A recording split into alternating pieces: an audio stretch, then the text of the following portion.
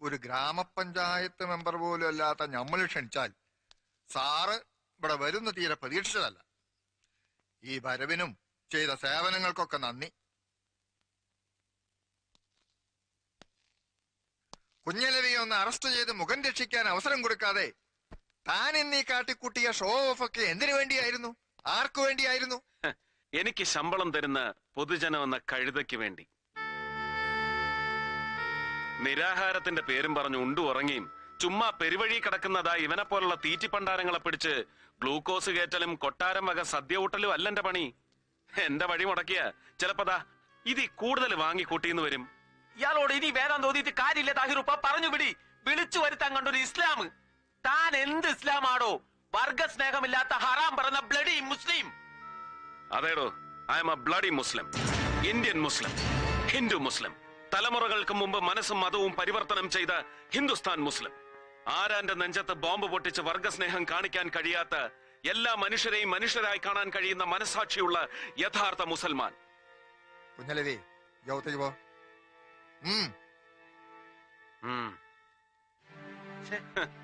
ഒരു നാലാംകട ഡൂക്കിലി നേതാവായിരുന്ന യവനെ പിടിച്ച് പാർട്ടിയുടെ തലപ്പത്തിരുത്തിയത് സമുദായം ഉദ്ധരിക്കാനായിരുന്നോ? അല്ലല്ലോ. എന്നോട് രാഷ്ട്രീയം പാടണ. ഇത് സ്വന്തം പാട്ടല്ല, അങ്ങാടി കേട്ട ഒരു പാട്ട് ഏറ്റുപാടാം.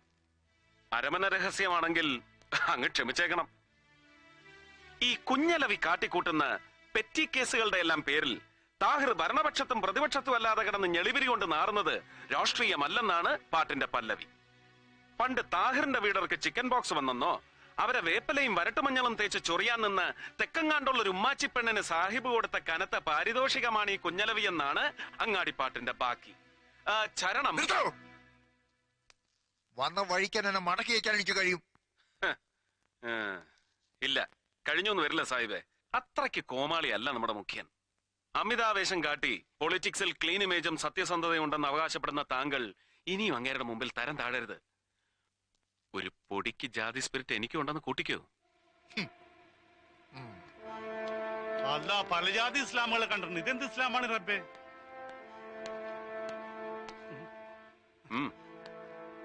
ഖുറാൻ വായിച്ചിട്ടുണ്ടോ? ഉണ്ട്. ഉണ്ടോ? ഇല്ല. പരിശുദ്ധ ഖുറാനിലെ ഒരു സൂറത്തെങ്കിലും അർത്ഥമറിഞ്ഞ അക്ഷരശുദ്ധിയോടെ ഇനിയെങ്കിലും ഉച്ചരിക്കാൻ പഠിക്കണം.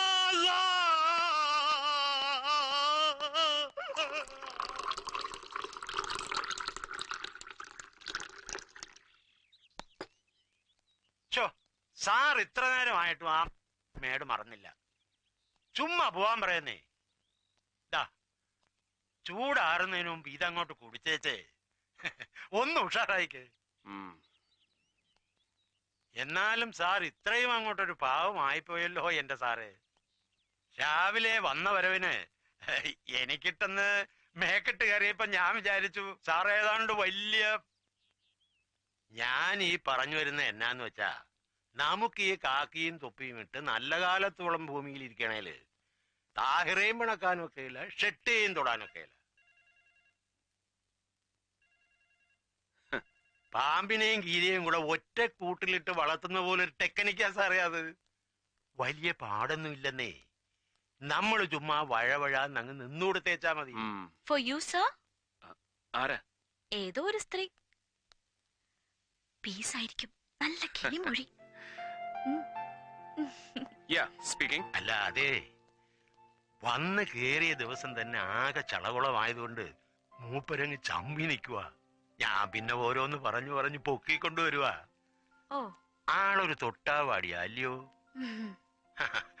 നാളെ മറ്റന്നാളോ ഇവിടത്തെ സൗകര്യം എങ്ങനെയെന്ന് വെച്ചാ നമ്മുടെ വീട്ടുകാരത്ത് ഇങ്ങോട്ട് ഇറങ്ങാനിരിക്കുക. ആലീസേ. ഓ വെൽക്കം. അതേന്നേ, കൊച്ചിന്റെ സ്കൂൾ അഡ്മിഷന്റെ കാര്യം ഇതുവരെ ഒന്നും ശരിയായി കാണത്തില്ലെന്ന് രാവിലെ അവളവിടെ പറയുന്ന കേട്ടു. വല്ലതും ആയായിരുന്നോ? ഒന്നും ആയിട്ടില്ല. ഇത്രയും ലേറ്റ് ആയതുകൊണ്ട് ഇനി നല്ല സ്കൂളിലൊന്നും നടക്കുമെന്ന് തോന്നില്ല. നടക്കാതെ പിന്നെ ആലീസ് നിരൂപിച്ച സെന്റ് ആന്റണീസിൽ തന്നെ നടക്കും. അതാ പ്രിൻസിപ്പൽ അച്ഛനും അവളും തമ്മിലുള്ള ഇരിപ്പ് വശം. Mister John Varghese. Yes sir.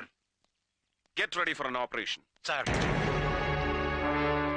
എന്താ സാറേ, ആരായിരുന്നു ഫോണിൽ? അത് പറഞ്ഞില്ല.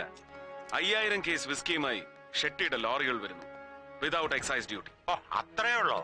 വരുന്നത് ഷെട്ടിയാണെങ്കിൽ നമ്മൾ വിചാരിച്ച അയാൾ ഒരു കോപ്പം ചെയ്യാനൊക്കെ അല്ല സാർ. അവൻ പോവും. നമ്മളിപ്പോ അലച്ചു കെട്ടി അവന്റെ പുറകെ പോയാൽ തന്നെ പണ്ട് പഴയ മുഖ്യമന്ത്രിക്ക് ഞാൻ എസ്കാർട്ട് പോയതുപോലെ ഇരിക്കും. അറിയാൻ ഗുരുവായൂരും വെടിനീർന്ന കൊടുങ്ങല്ലൂരും ഞാൻ. കൊല്ലവും കൊടുങ്ങല്ലൂരും keep moving, come on fast.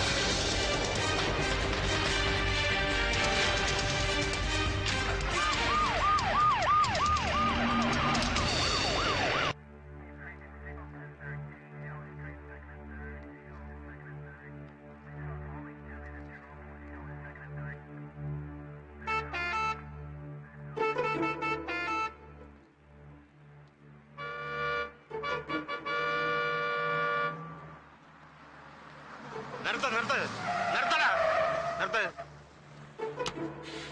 ഇങ്ങോട്ട് ഇറക്കടാ അവനെ. എവിടെ നടാ ലോഡ്? കോയമ്പത്തൂരിന്നാ.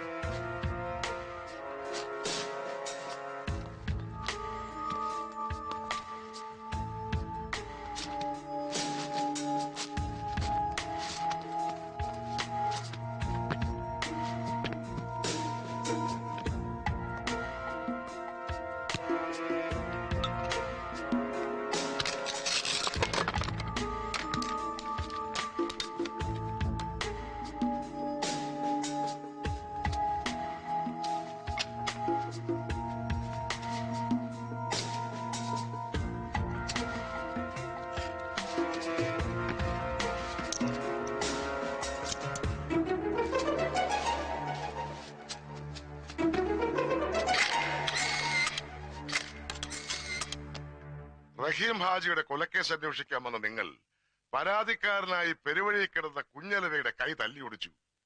എന്തൊക്കെയാടോ സൂപ്രണ്ടേ ഇത്? അത് പിന്നെ പോട്ടെന്ന് വെക്കാൻ സഹാവേ. അല്ല, അതും സീരിയസ് ആയിട്ട് തന്നെ എടുക്കണം. പക്ഷെ ചുമ്മാ ഒരു രസത്തിന് ലാത്തി ചാർജും കണ്ടു നിന്ന നമ്മുടെ കുട്ടി സഹാക്കന്മാരുടെ ചന്തിയും തലയും തല്ലി പൊളിക്കാന്ന് വെച്ചാ മനഃപൂർവ്വമല്ല സാർ, മോബ് വയലന്റ് ആയി. ചാർജ് ചെയ്യാൻ ഓർഡർ കൊടുത്താ പിന്നെ കൊടിയുടെ നിറം നോക്കി തെരഞ്ഞു പിടിച്ച് അടിക്കാൻ ഒക്കില്ല സാർ. അത് താൻ എന്നെ പഠിപ്പിക്കണ്ട. ഞാൻ ഒരുപാട് ലാത്തി ചാർജ് കണ്ടവനാ. അതെ, സാർ അടി കൊണ്ടിട്ടല്ലേ ഉള്ളൂ. അടി കൊടുക്കുന്നവന്റെ വികാരം കൂടി ഒന്ന് മനസ്സിലാക്കണം.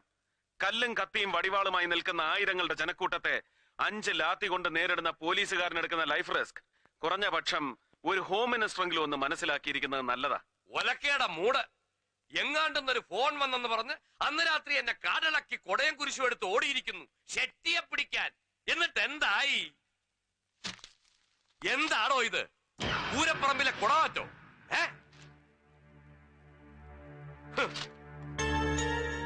മന്ത്രിസഭയെ നാറ്റിച്ചതിന് സമാധാനം പറയണോ? Stupid, useless. ഇത്തരം നാസ്റ്റി കമന്റ്സിന് പ്രാസ ഒപ്പിച്ചുള്ള മറു ഡയലോഗ് മലയാളത്തിലും ഇംഗ്ലീഷിലും വെച്ച് കീറി കയ്യടി വാങ്ങിയാ ഞാൻ ഇവിടം വരെ എത്തിയത്. ആ സ്കോപ്പ് ഈ ജംഗ്ഷനിലും ഉണ്ടെന്നറിയാം, പ്രയോഗിക്കുന്നില്ല. കയ്യടി വേണ്ടാഞ്ഞിട്ടോ ഭയന്നിട്ടോ ഒന്നുമല്ല, സൗകര്യമില്ല.